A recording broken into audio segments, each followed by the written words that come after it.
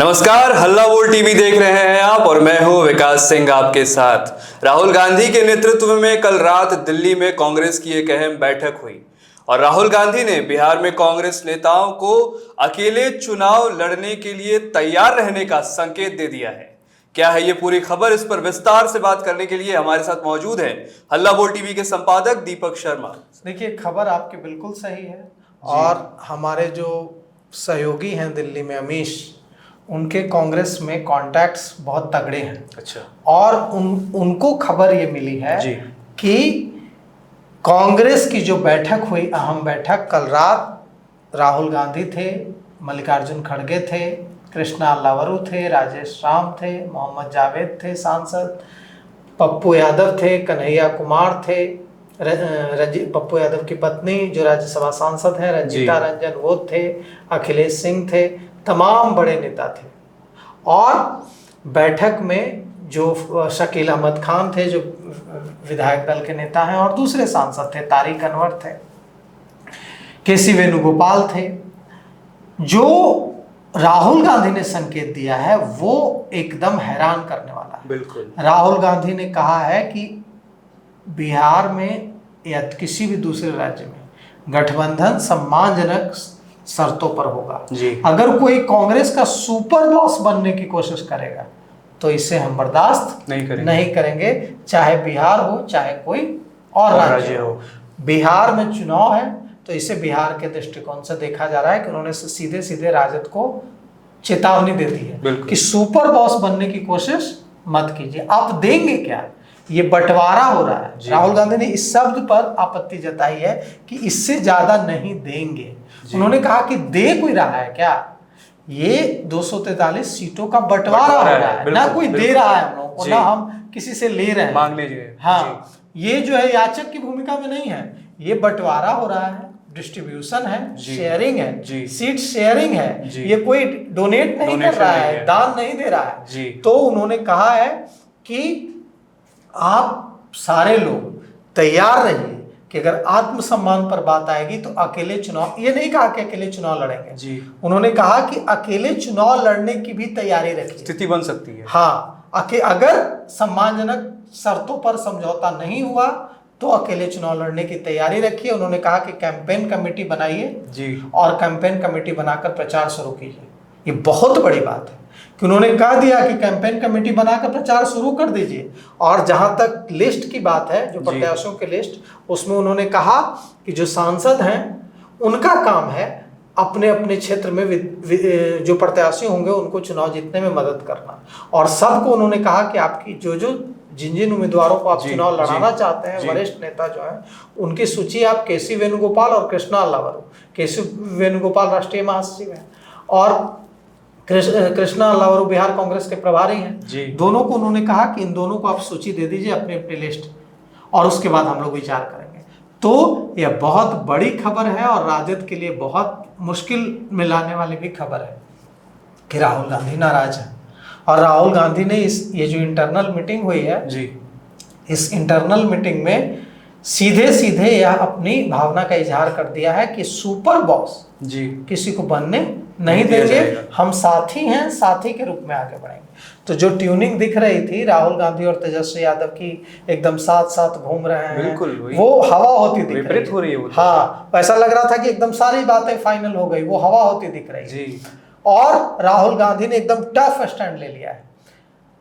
जो बैठक में जो राहुल गांधी ने जो स्टैंड लिया है वो है 66 सीटों का, 66 वो कह रहे हैं कि 66 सीटों से हम कम पर नहीं मानेंगे। लेकिन ये 66 से कम पर नहीं मानने की वे बात कर रहे हैं। लेकिन अगर बात हम करें, जो खबरें आ रही हैं, हमारे जो अमीश जो हमारे सहयोगी हैं दिल्ली में, उनको जो कांग्रेस के बड़े नेताओं ने जो संकेत दिए हैं कि 60 के आसपास, मतलब 62, 61, इसके आसपास बात बन सकती है। 60 तक भी बात बन सकती है। लेकिन 60 से कम 59 सीट मंजूर नहीं है राहुल गांधी को। भले ही वो बोल 66 रहे हैं लेकिन 61, 62, 60 तक भी वे मान सकते हैं। उनका मानना है कि 66 बोलेंगे तो 60 मिल सकता है। लेकिन वो किसी भी तरह से 59 पर भी मानने के लिए तैयार नहीं है। और तेजस्वी यादव अड़े हुए हैं कि हम 50 से ज्यादा देंगे नहीं। तो 50 से ज्यादा देंगे नहीं, और वो 66 से मांग रहे हैं लेकिन 60 से नीचे आएंगे नहीं। तो रास्ता क्या है? रास्ता अब बंद हो सकता है अगर तेजस्वी यादव अपनी जीत पर अड़े रहे, क्योंकि फैसला तेजस्वी यादव को ही लेना है। क्योंकि देखिए सिचुएशन क्या है, सिचुएशन ये है कि पिछली बार 144 सीटों पर लड़ी थी कांग्रेस, राष्ट्रीय जनता दल 70 सीटों पर कांग्रेस लड़ी थी, 144 सीटों पर राष्ट्रीय जनता दल चुनाव लड़ा था। अगर 144 सीटों से कम पर नहीं आए तेजस्वी यादव तो कहां से सीटें दे पाएंगे, क्योंकि साथ ही बढ़ गया ना। इस बार मुकेश सहनी की पार्टी वीआईपी आ गई, जेएमएम और पशुपति पारस की पार्टी है। तो अगर 144 से वो तेजस्वी यादव चाहते हैं कि उनकी 4 सीटें से ज्यादा कम ना हो। पिछली बार राष्ट्रीय जनता दल 144 सीटों पर लड़ा था, इस बार 140 सीटों पर लड़े। ऐसा अगर होगा तो कांग्रेस की सीटें बहुत ज्यादा घट जाएंगी, 50 के आसपास, क्योंकि 140 आरजेडी, 25 से 30 मुकेश सहनी मांग तो 60 रहे हैं, लेकिन वो 25 से 30 पर तैयार हो सकते हैं। इसके संकेत भी उन्होंने कुछ दिन पहले दिए थे कि उनसे पूछा गया था कि क्या 60 सीटों की आपकी मांग मानी जाएगी, तो उन्होंने कहा था कि गठबंधन में थोड़ा कॉम्प्रोमाइज करना पड़ता है।